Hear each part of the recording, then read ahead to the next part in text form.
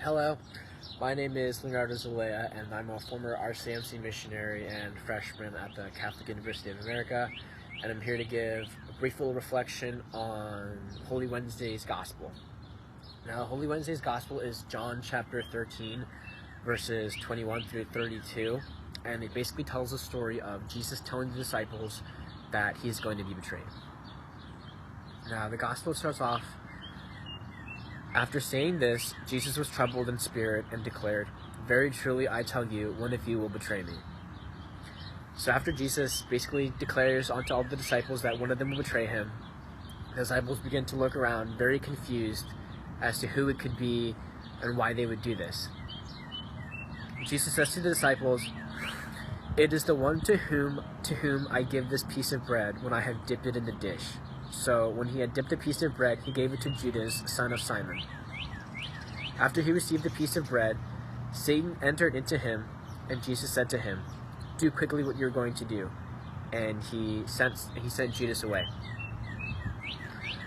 So later on in the gospel ends with Jesus saying, "Now the Son of Man has been glorified, and God has been glorified in him."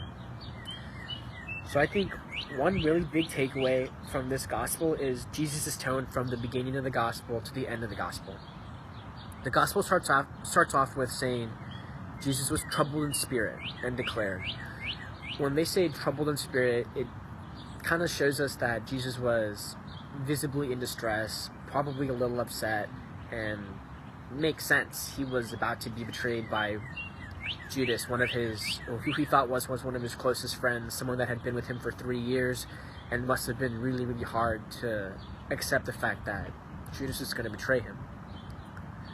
But as the gospel goes on, the anger, the distress that he felt kind of went away and kind of turned into acceptance, and he wasn't angry, and it was a lot more of a calming Jesus, the one that we kind of know and love.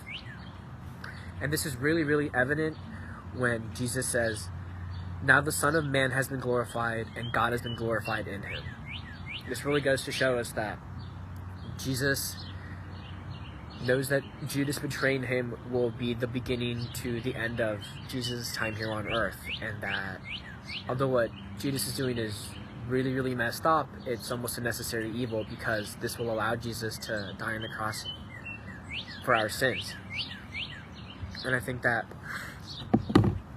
oftentimes in our own lives we feel like we're betrayed by people, but never do we really get betrayed the same way Jesus was betrayed. And even though that the level of betrayal that Jesus suffered is much greater than anything that we suffer in our daily lives, we still are much quicker to anger, and we hold grudges, and we aren't as forgiving as we should be.